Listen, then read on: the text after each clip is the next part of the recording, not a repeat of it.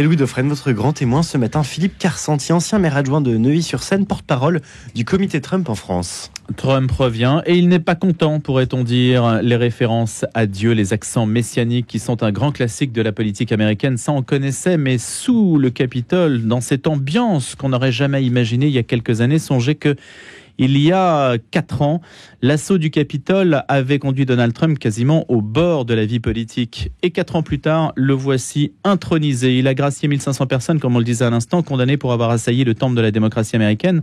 C'était en janvier 2021. Il a de nouveau qualifié d'otages ses partisans qu'il avait mobilisés à l'époque en assurant que l'élection avait été truquée, ce dont il reste convaincu sans pouvoir le prouver. La revanche est donc totale pour lui sur les médias, sur le destin et même sur la Silicon Valley, quand on a vu les multimilliardaires de la tech assister en bonne place à la prestation de serment et même à un service religieux qui l'avait précédé. Bonjour Philippe Carcenti. Bonjour. Pourquoi n'y étiez-vous pas ? Alors, c'est une bonne question. D'abord, je tiens à préciser une chose. Aucun politique français n'a vraiment été invité lors de cette investiture. Il y a des gens qui s'y sont présentés, qui ont pris l'avion, qui ont été invités à certains dîners, comme moi j'ai été invité à certains dîners. J'ai été invité au Christian Inauguration Gala. Donc il y a des galas. Certains ont été invités à plusieurs galas, le gala des crypto-monnaies, le gala de la chaîne Newsmax, plein de chaînes. Mais en revanche, aucun politique français, en tout cas de petit parti, n'a été invité. Et donc on voit les médias dominants raconter un petit peu n'importe quoi, répercuter la propagande de certains. Ce qu'il faut comprendre, c'est que le président Trump est quelqu'un d'intelligent et qu'il n'a pas envie de se mettre comme ennemi d'Emmanuel Macron, quelle que soit la position d'Emmanuel Macron dans le monde aujourd'hui, qui a été très affaibli par sa faiblesse politique en France et les difficultés économiques du pays. Mais donc, il sait qu'il va encore devoir travailler pendant 2 ans et 4 mois avec Emmanuel Macron. Il n'a aucune raison d'inviter à Washington. Alors, que vous trouviez... Donc, il n'y a pas eu d'invitation officielle. Absolument. Que vous trouviez certaines personnes dans l'entourage de Donald Trump qui aient fait venir certaines personnes dans certaines soirées, mais vous remarquerez qu'à l'inauguration sous le Capitole, du côté français, il n'y avait que Bernard Arnault, son épouse, sa fille et son fils. C'est tout ce qu'on avait du côté français. Et vous étiez à une précédente inauguration, enfin investiture. Alors, je suis allé à des conventions, mais non, je n'étais pas à la précédente investiture. En ce qui me concerne, moi, comme je vous le dis, j'ai été invité à certains galas, mais je n'avais pas de raison d'y aller. En plus, j'avais des raisons d'affaires à rester en France. Et je n'aime pas, en gros, aller dans ce genre d'environnement où on va essayer de grappiller une place dans une soirée.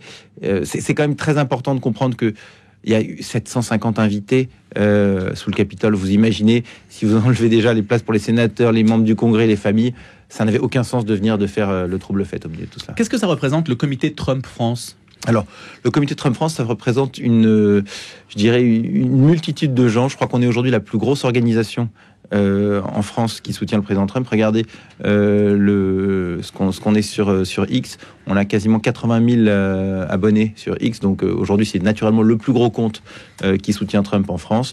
Et c'est donc l'idée de défendre les idées de Trump aux États-Unis, naturellement expliquer et toucher aussi les Américains qui vivent en France. Mais c'est aussi permettre aux idées de Trump de se diffuser dans la politique française et dans la société française. Parce que nous, ce qu'on pense, c'est que ce que fait Trump aux États-Unis peut être fait en Europe et naturellement en France. Comment envisagez-vous votre mission maintenant qu'il est investi ?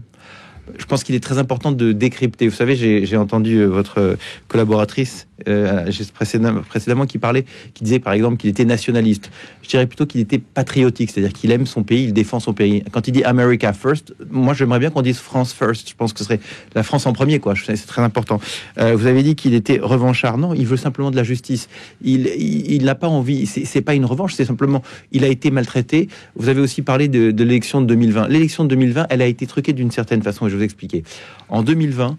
Il y avait l'ordinateur d'Hunter Biden qui a été récupéré et qui a été dissimulé par le FBI. Et maintenant, on le sait, grâce à un livre notamment de Gérald Olivier, en France, qui a diffusé... Le journaliste Gérald Olivier. Gérald Olivier, qui a diffusé un livre qui s'appelle Cover Up, et qui explique comment l'ordinateur d'Hunter Biden a été dissimulé par le FBI, comment quand il savait que ça allait sortir dans les médias, le FBI a prévenu les réseaux à l'époque Twitter et Facebook en disant attention, il y a une manipulation russe qui risque de vous arriver, ce sera sur un ordinateur d'Hunter Biden. C'est un faux. Et donc, on a 50 officiels du FBI qui ont notamment aussi signé une lettre pour couvrir ce mensonge. Donc, en fait, quel mensonge? Le fait que l'ordinateur d'Hunter Biden était un faux, alors que dans l'ordinateur d'Hunter Biden, il y a toutes les traces de ces perversions personnelles, c'est une chose, mais surtout des corruptions qu'il y a eu entre lui et son père. Et d'ailleurs, vous avez bien vu qu'hier, Joe Biden, après avoir déjà pardonné son fils, après avoir déjà gracié son fils en avance, de façon préemptive, il a gracié son frère, sa sœur, tous les membres de sa famille, parce qu'il sait que toute sa famille a été ultra corrompue, et ce, depuis 2014. N'oubliez pas que le fils d'Hunter Biden n'était qu'un drogué qui n'a rien fait de sa vie, et qu'il était payé $50 000 par mois par la société Burisma, une société qui travaille dans le gaz en Ukraine. Ce garçon qui ne connaît rien à l'Ukraine, qui ne connaît rien à l'énergie. Il a aussi été payé par des sociétés chinoises. Donc en fait, oui, on sait que la famille Biden est ultra corrompue, et donc cet ordinateur qui a été dissimulé avec la complicité de Facebook et de Twitter à l'époque, et du FBI, c'est extrêmement grave. Mais j'insiste sur... Mais on l'a maintenant, l'ordinateur? Bien sûr, on a le contenu. Et il a été révélé. Mais c'est une chose aussi très importante à comprendre. Quand tout le monde se dit « Oh, c'est étonnant de voir Mark Zuckerberg venir maintenant soutenir Trump ». Non, mais Mark Zuckerberg, il est en danger de prison. Il est en danger de prison à vie parce que la façon dont il s'est comporté il y a 20 ans, il y a 4 ans, pardon, en 2020, dont Facebook s'est comporté en dissimulant ses informations, et les agents du FBI qui se sont comportés en dissimulant ces informations, ont violé le premier amendement de la Constitution, qui est la liberté d'expression, d'autant plus en mentant. Donc c'est vraiment ça qu'il faut comprendre. La question du mensonge est très sévèrement réprimée dans la vie politique américaine. Hein. Absolument. Il y a des valeurs. Je le dis souvent, les Américains, ce ne sont pas des Français qui parlent anglais. Aux États-Unis, sur les billets de banque, il y a écrit « In God we trust ». On croit en Dieu. Dans les palais de justice, il y a écrit « In God we trust ». Quand on dit « à vos souhaits » en anglais, on dit « God bless you ». Que Dieu vous bénisse. Un cas de force majeure, c'est un act of God, un acte de Dieu. Donc en fait, Dieu est partout. Et c'est pour ça que ça choque les Français, parce qu'on est tellement baigné dans ce monde de la laïcité où Dieu est interdit, que dès que quelqu'un, on met une crèche, ça fait un scandale, que dès qu'on voit même un prêtre, un rabbin venir à la cérémonie, ou un pasteur, ça choque tout le monde. Non, les États-Unis, c'est a nation under God, c'est un pays sous la protection de Dieu. Philippe Carsanti, vous vivez à Neuilly-sur-Seine, dans les Hauts-de-Seine, ville dont Nicolas Sarkozy a longtemps été maire. Je fais volontairement ce lien. Nicolas Sarkozy, on sait, avait été pris en photo en train de faire son footing à New York avec le t-shirt de la police américaine. À un moment, il y a eu ce rêve américain qui s'est un petit peu présenté en France. Alors peut-être de manière, je ne sais pas, caricaturale, ou je ne porterai pas de jugement là-dessus, mais il n'y a pas d'équivalent en France de ce que représente Trump ou de ce que représente ce souffle d'Amérique. Non, il n'y a rien. Il n'y a rien aujourd'hui. Et pourquoi ?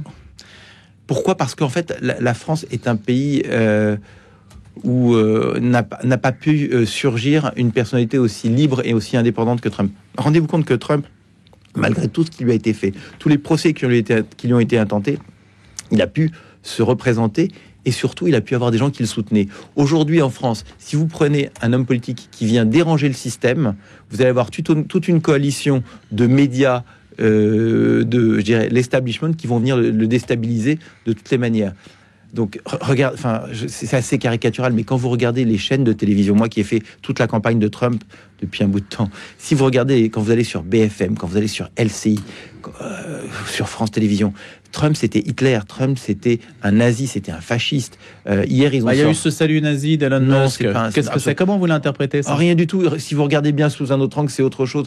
Il a fait un signe comme ça à la foule. C'est encore la propagande des démocrates qui n'arrêteront jamais. Vous savez, Elon Musk, il a autour du cou la plaque des otages, en souvenir des otages, pour soutenir la libération des otages en Israël. Elon Musk a des très, très fortes relations avec l'Israël, très fortes relations avec la communauté juive, sachant qu'il est chrétien lui-même. Mais donc, Elon Musk ne peut absolument pas être soupçonné d'être antisémite, de la même façon que Donald Trump ne l'est absolument pas. Mais c'est toujours la même chose. Et ce qui est très intéressant, c'est que ce sont des accusations renversé, c'est-à-dire que les vrais antisémites aujourd'hui dans le monde, c'est George Soros qui est né juif mais qui a collaboré avec les nazis à la fin de la Seconde Guerre mondiale pour détrousser les juifs hongrois, et qui ensuite a financé toutes les organisations antisémites, que ce soit les organisations palestiniennes, pro-Hamas, pro-Hezbollah, dans les universités françaises comme dans les universités américaines. C'est ça qu'il faut comprendre. Ce sont vraiment des inversions accusatoires. Il y a un match Soros-Musk en ce moment?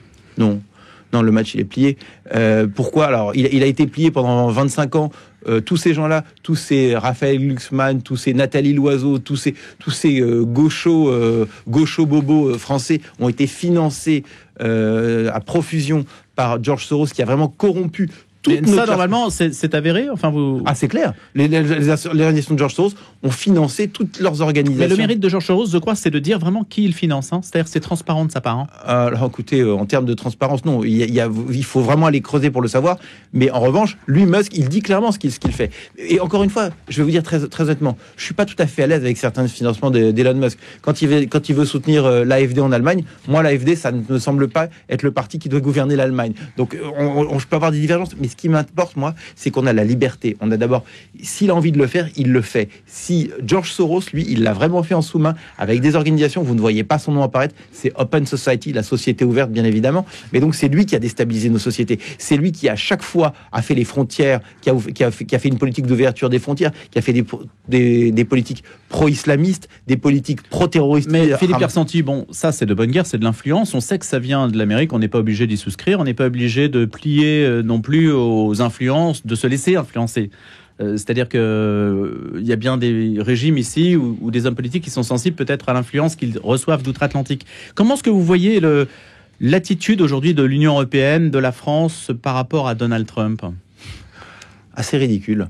Vous qui êtes homme d'affaires, j'imagine que vous avez peut-être des intérêts aux États-Unis. Comment ça se présente maintenant? Non, mais oui, mais c'est assez ridicule quand vous voyez Thierry Breton qui a passé ses derniers mois de mandat à essayer de ferrailler contre Elon Musk et à essayer de bloquer ce qu'ils appellent donc X, sachant que ces gens-là, quand X a soutenu Emmanuel Macron de façon très avec leurs algorithmes de façon très évidente, quand X a soutenu à chaque fois diabolisé tous les partis de droite, ce qu'on appelle shadow ban, c'est-à-dire quand ils ont masqué toutes les informations qui venaient de la droite ou de ce qu'ils appellent l'extrême droite dans nos médias pour justement faire monter ce que eux appellent le progressisme, ça ne gênait personne. Quand X a fait ce qu'ils ont fait, par exemple, à l'époque Twitter, quand ils ont dissimulé les informations sur Joe Biden, ça ne gênait personne. Quand Twitter a supprimé le compte du président des États-Unis, ça ne gênait personne. Mais maintenant, ce sont eux qui s'en vont. Et ça, c'est une chose très importante à rappeler. Pourquoi The Guardian, par exemple, qui avait 10 millions d'abonnés sur Twitter, X, se retire? Parce qu'ils ne supportent pas ce qu'on appelle les notes de la communauté. Qu'est-ce que ce sont les notes de la communauté? C'est simplement que vous avez le droit d'être contredit. Et c'est ce que ne supporte pas. Vous savez, le camp du bien, les gens qui pensent à gauche, centre-gauche, ils pensent détenir la vérité. Donc quand ils voient des gens qui viennent, attendez, là vous avez menti, là vous n'avez pas dit la vérité, ça leur pose problème. Donc c'est pour ça qu'ils se retirent. Ils ne supportent pas la contradiction. Alors que nous, à droite, je m'inclus vraiment là-dedans, nous, à droite, on accepte le débat. Moi, j'ai eu plusieurs fois des invitations sur des plateaux télé avec face à moi les représentants des démocrates qui ont dit: ah non, si Carsanti vient, on ne vient pas, on veut pas discuter, on ne veut pas aborder. Oui, ils ne sont pas prêts à confronter leurs idées. Et c'est ça la différence, c'est que maintenant, nos idées peuvent revenir sur la table. Alors Philippe Carsanti, vous m'avez pas répondu sur la question de savoir si la politique qu'allait mener Trump allait mettre en péril les intérêts français aux États-Unis, ou si même vous, dans les affaires que vous avez, ça change votre quotidien, ou ça va le changer? Alors, moi, je ne crois pas que l'Europe soit l'adversaire principal de Donald Trump. Aujourd'hui, l'adversaire principal de Donald Trump, c'est la Chine. Juste après la victoire, j'ai fait une tournée aux États-Unis, en Californie, à New York, Washington et en Floride. Et chaque fois, on me disait, la troisième guerre mondiale, c'est la guerre avec la Chine qu'on est en train de subir. TikTok, et d'ailleurs, alors là, en revanche, je suis très étonné du fait que Trump cherche à sauver un peu TikTok aux États-Unis, mais ça, il faudra voir un petit peu ce qui se passe. Mais l'importation de drogue par la frontière mexicaine, des drogues de synthèse, du fentanyl, qui est vraiment quelque chose qui déstabilise totalement la société américaine, c'est très grave. Mais donc, pour ce qui concerne les droits de douane, vous voyez qu'il y a Bernard Arnault qui était présent. Je ne pense pas, je m'avance peut-être, mais que les produits qui ne peuvent être qu'importés, type le cognac ou des produits de luxe européens, seront surtaxés. En revanche, les produits qui peuvent être produits aux États-Unis et qui sont produits à l'étranger, comme au Mexique ou au Canada, naturellement, il y aura des droits de douane. La réponse de l'Union européenne, notre réponse, est-ce qu'on peut essayer de la de l'envisager au regard de ce qu'on a vu hier, de ce que l'on peut percevoir de ce que sera la mandature Trump? Alors, je crois que notre objectif, enfin moi je pense que notre objectif devrait être de surfer sur Trump. Trump nous donne une vague de fraîcheur, une vague d'anti-wokisme. C'est quand même aussi très très important de comprendre. Tu sais, quand vous avez tout à l'heure, votre collaboratrice a parlé tout à l'heure du fait qu'il y avait que 2 sexes, je sais pas, ça fait quand même 5000 ans qu'on en est là, et il a fallu vous rendez-vous compte qu'on a été obligé d'attendre qu'un président des États-Unis fasse un ordre exécutif pour dire il n'y a que 2 sexes. C'est pour vous dire à quel point la société américaine était déstabilisée. Et ça encore, ça c'est aussi le travail des fondations Soros, qui à chaque fois ont essayé d'inculquer ce genre de destruction de la famille, toutes ces choses qui déstabilisent le monde et qui ont vraiment comment expliquer une source de guerre pour vous. Oui, mais une source de guerre, mais même de guerre interne et de destruction de nos sociétés. Et c'est comme ça que la Chine essaye de prendre le pouvoir sur nos économies et sur nos sociétés. Le Parti communiste chinois est notre adversaire. Ce sont eux qui cherchent à pervertir notre jeunesse. Et donc, vous estimez que par le biais de ce genre de rhétorique, ça sert à nous affaiblir? Bien évidemment. Et c'est pour ça que Trump se situe sur ce terrain. Voilà, et je pense que c'est très important d'utiliser la vague Trump pour lutter contre ce wokisme regardez, quand vous regardez les séries américaines, où vous ne pouvez pas avoir une série américaine maintenant sans qu'il y ait un trans, tout ce que vous pouvez imaginer, des choses qui n'existaient même pas. Parler aux enfants aujourd'hui. Moi, je vais vous donner un exemple. Je parlais avec un enfant l'autre jour et on voit passer un camion qui s'appelait Trans Europe. Vous savez, c'est un truc de transport européen. Il me dit, il y a des camions qui s'occupent des trans en Europe. Je dis, non, ça n'a rien à voir. C'est du transport. Et vous voyez, ce que je veux dire, c'est qu'en fait, on a perverti le cerveau des gens au point qu'on trouve des choses normales qu'on ne trouverait pas normales dans le passé. Philippe Kersanti, quelle sera sa première décision au-delà des décrets qu'il a pu signer hier? Alors, je ne suis pas dans sa tête, mais je pense qu'en tout état de cause, en ce qui concerne la politique intérieure américaine, il va vraiment agir au niveau de l'immigration. Contrairement à ce qu'on raconte, il ne va pas expulser 10 millions de personnes. Il va d'abord expulser ce qu'on n'arrive pas à faire en France, c'est-à-dire les OQTF, les gens qui ont commis des crimes aux États-Unis et à qui on demande de partir. Ça, c'est le premier point. Et en ce qui concerne la politique étrangère, je pense qu'il aura une politique beaucoup plus ferme. Merci beaucoup, Philippe Kersanti, porte-parole du comité Trump France. Merci, Louis Dauphren.